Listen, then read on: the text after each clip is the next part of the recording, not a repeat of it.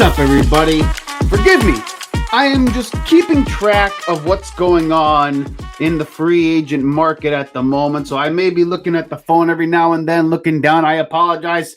I was going to wait until tomorrow to give my reaction to some of the signings that Philadelphia has made with extending Landon Dickerson, with signing Bryce Huff, and signing Saquon Barkley on the first day of free agency. Now, I know it's still early, and there's still a lot of time left here to figure out what's going on in terms of roster construction. But we'll save that for a little bit down the show, what I think about the Barkley signing. Let's start off with Landon Dickerson. It was a good idea to get the signing done. 4 years, $84 million, highest guard in the NFL, worth every penny. You need to keep him, especially because you lost Jason Kelce due to retirement. You needed to keep Landon Dickerson. Kudos to Howie Roseman for doing that. Bryce Huff is a good signing. What is it, 3 years, 51 or some odd $1 million or something like that, right? 17 million per year, give or take, somewhere around that type of money. Decent signing.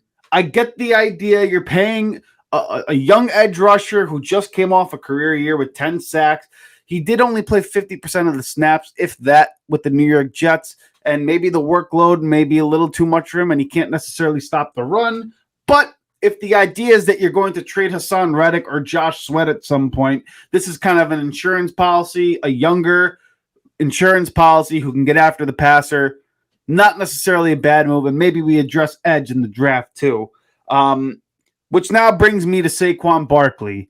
And we signed this brother. We signed him for, 3 years, $37 million, and it can go up to $46 million if incentives are met and all that stuff. Listen, I am not upset about Barkley being on the team. I'm upset with how much money we're paying the guy. And if I had to choose between paying Saquon Barkley and paying other guys like on the defensive side of the ball, like a Willie Gay, like a Aziz Al-Shaair, or even a Geno Stone, who actually got signed by Cincinnati for $7.5 million per year on a 2-year contract, damn it, I'll take the defenders all day. I think this is not the best use of assets for Philadelphia. Saquon Barkley, is signing him a mistake for the amount of money that we did? Yes. Especially considering the fact that we have virtually defenders who can't freaking play. We have no linebackers at the moment. Our defensive backs are older. And yes, we have Keely Ringo and Eli Ricks who have promised to some degree. Darius Slay is okay, but he's a little longer in the tooth. We don't even have to talk about James Bradbury. We have one safety on the roster because Sidney Brown tore his ACL. You cut Avonte Maddox. You cut Kevin Byard. And now you got to trade Josh Sweat and Hassan Reddick. Is signing Saquon Barkley a mistake? The more and more I sit on it, the more and more I believe it's a mistake. Doesn't address anything that Philadelphia needed to do as far as what's going on with this roster construction. And not only that, Brian Burns is going to be a New York Giant. With the money that they virtually saved and the assets that they saved with Saquon Barkley, they're going to go and get Brian Burns, the best edge basically in the NFL, with age and projection and all that stuff. Now, yes, he's going to cost a lot of money, but damn it, Brian Burns is an absolute savage. And you pair him with Kayvon Thibodeau? Sheesh. And for those of you who don't realize, I forgot to introduce myself. My name's Asif Badi. This is the Riding the Bench Eagles podcast. And listen, if you can't tell, I'm a little annoyed about how Howie Roseman has addressed free agency thus far. And again, I know it's early. And I know there's a lot of time here, and a lot of players still have not been signed in free agent market here. But you got to look at what happened in the NFC East. Washington signed Dorrance Armstrong. They signed B. Diaz, the center from Dallas. So they brought them over to Washington. They signed Frankie Louvu, which is a nice signing for the Commanders. The New York Giants signed Devin Singletary as opposed to Saquon Barkley, who, at the worst is a little bit more durable, a little bit more consistent in terms of what you're going to get, and you didn't have to pay such a premium for him. And then you get Brian Burns paired with Kevon Thibodeau and that young defensive crew. Yes, they lose Xavier McKinney, but you know what? You can kind of offset that loss with a guy like Brian Burns, so that's decent money spent there. And then Philadelphia, while we did sign Bryce Huff, we did sign Landon Dickerson, we decided to throw the most money at Saquon Barkley. That money could have been used to sign a guy like Geno Stone, like Aziz Al-Shaair. I can't even remember. I don't even know the guy's name. Aziz Al-Shaair, the linebacker who was in Tennessee.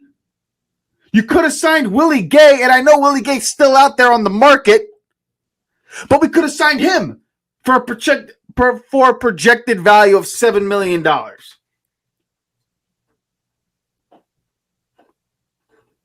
If we're trying to contend for a Super Bowl, guys, if we're trying to get back to the big game, this is not the way to do it. The Green Bay Packers got Xavier McKinney. They got better on defense. They have the young quarterback. They got the weapons. They have the line.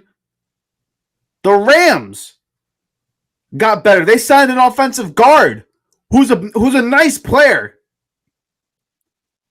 for a good amount of money. They're live.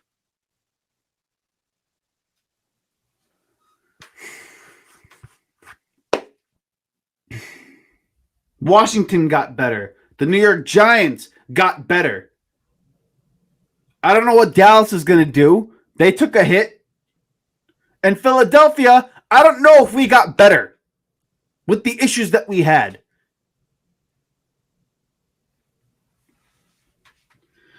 I don't know, man. As talented as Saquon Barkley is, and this would be the best offensive line that he's played with, this just seems like a lateral move. And not only that, Detroit just signed Carlton Davis. Yeah, they just signed Carlton Davis from the Buccaneers. Again, an upgrade in their secondary.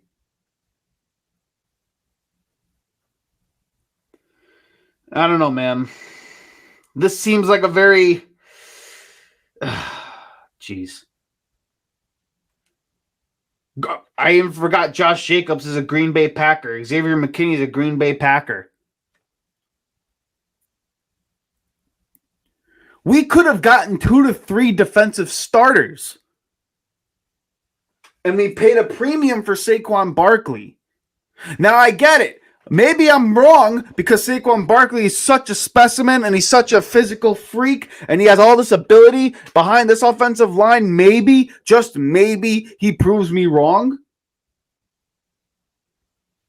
But, man, oh man, we have to look at the draft now to try to rebuild this defense. And I don't know about you. I can't trust Howie Roseman to draft proper linebackers, proper defensive backs at the moment. I could trust him at drafting an edge. I could trust him at drafting interior defensive linemen. I could trust him drafting offensive linemen. Those are the ways you could build this team. If we spent money at linebacker, spent money at safety, spent money at those positions, and then you go ahead and draft guys on the edge, guys on the interior defensive line, guys at offensive line, now you're cooking. Now you're really cooking. But you paid an overpriced value for Saquon Barkley. You paid Bryce Huff. You still have James Bradbury, Hassan Reddick, Josh Sweat, and I know you're looking to trade those 2 guys. But man, oh man, the Giants got better with Brian Burns on the roster. They didn't lose that much of a gap in terms of offensive production because their offense stunk anyway with Saquon Barkley. It didn't matter. They could still go ahead and draft wide receiver in the first round. They may play quarterback. Who knows? But the New York Giants just got Brian Burns for the money that we paid Saquon Barkley for.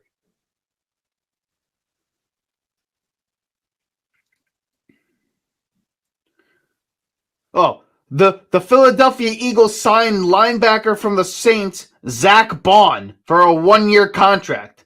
Who the hell is Zach Bond? I mean, forgive me. I don't know who the hell that guy is. Yeah, we're going to address linebacker in free agency. We believe in the guys that we have in the room. We believe in the Kobe Dean. We believe in his character. And we have, Zach Cunningham, who had a really good year. And we believe in his ability. And, we like the guys that we have in the room. Well, damn it, they suck. They stink. And you got quality linebackers out here in Willie Gay, Azeez Al-Shaair. You had quality safeties in Justin Simmons, Geno Stone, C.J. Gardner-Johnson. I know you tried to make a play at Xavier McKinney, but you weren't paying those $17 million for Xavier McKinney.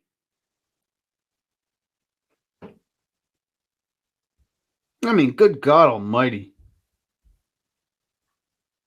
Not a fan here. Not a fan of what we did day one, and I know it's early, but this looks like a... Jeez, man. I don't get the end game here. And maybe, just maybe, my tune will change if we go ahead and get quality linebackers as the free agency period continues. But quite frankly, I have a feeling the fact that we paid Landon Dickerson, the fact that we paid Bryce Huff, and the fact that we paid Saquon Barkley such big money, our cap situation may not be ideal right now. And then when you trade Hassan Reddick and Josh Sweat, who knows what you're going to get back for them? Probably draft capital. And then you have to go ahead and use that draft capital to go and draft linebackers, to go and draft defensive backs, who we know Howie Roseman doesn't have the best track record of doing so. To me, I'm not a fan of the Barkley signing. I'm a fan of the player. He's good. But I'm not a fan of the signing. That money could have been used much more efficiently. And now we have to believe we're contending for a Super Bowl when the Rams are better. The Packers are better. Dallas right now might be better, considering they have a defense. The 49ers kicked our teeth in last season. They, right now on paper, even though they lost Eric Armstead, are better. The Rams right now might be better. Atlanta is live now that they got Kirk Cousins throwing the football instead of Desmond Ridder. The Lions right now are better.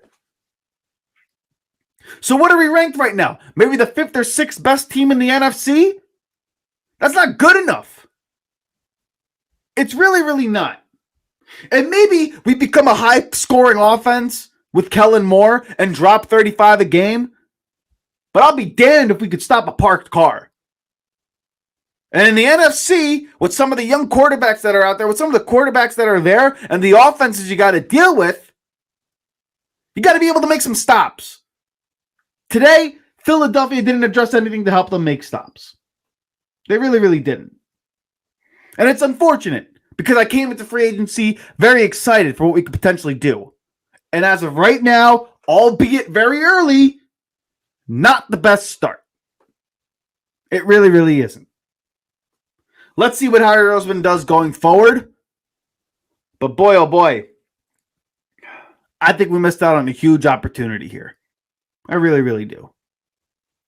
Hey, you got through the full episode of the Riding the Bench Eagles podcast. Thank you for watching. If you want to support the channel, hit the like and subscribe button below. You can also check us out on Instagram at the Riding the Bench podcast with a K instead of C in the word podcast. And also check us out on audio platforms like Apple Podcasts, Spotify, iHeartRadio, you name it, we're on there.